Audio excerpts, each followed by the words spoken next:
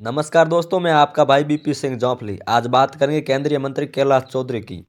आज भारतीय जनता पार्टी ने राजस्थान में लोकसभा चुनाव की पहली सूची की है जारी, जिसमें बाड़मेर जैसलमेर लोकसभा सीट से कैलाश चौधरी की चर्चा हो रही थी और कैलाश चौधरी को ही प्रत्याशी घोषित किया गया। कैलाश चौधरी पूर्व में बायतू विधानसभा में 2013 से 2018 तक भारतीय जनता पार्टी दल से विधायक रहे। राष्ट्रीय स्वयं सेवक संघ आरएसएस के सदस्य भी हैं।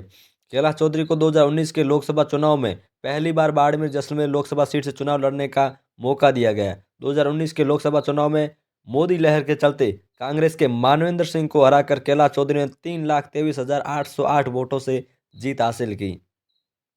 कैलाश चौधरी को टिकट का पूर्ण भरोसा था। कैलाश चौधरी ने टिकट मिलने से पूर्व एक सामाजिक कार्यक्रम में लोगों से माफी मांगी।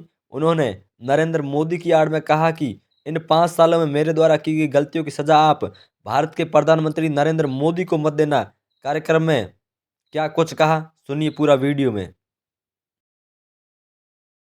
मैं आपसे निवेदन करना चाहता हूं कि मेरी गलती की सजा मेरे देश के प्रधानमंत्री आदरणीय नरेंद्र मोदी जी को ना हो, क्योंकि हमारे देश के प्रधानमंत्री ऐसे नरेंद्र मोदी जी जैसा नेतृत्व तो हमें कभी दोबारा नहीं मिलेगा।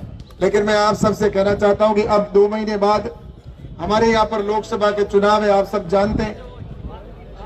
हो सकता है कि मेरे से कोई अगर कहीं चूक रही हो, या हो सकता है मेरे आने में, मेरे जाने में, मेरे समय में, या आपसे बात करने में, या कोई काम का उसको नहीं करने में, या कई प्रकार की सब जगह पर सब चीजें नहीं होती। लेकिन मैं आपसे निवेदन करना चाहता हूं कि मेरी गलती की सजा मेरे देश के प्रधानमंत्री आदरणीय नरेंद्र मोदी जी को ना हो, क्योंकि हमारे देश के प्रधानमंत्री ऐसे नरेंद्र मोदी जी जैसा नेतृत्व तो हमें कभी दोबारा नहीं मिलेगा।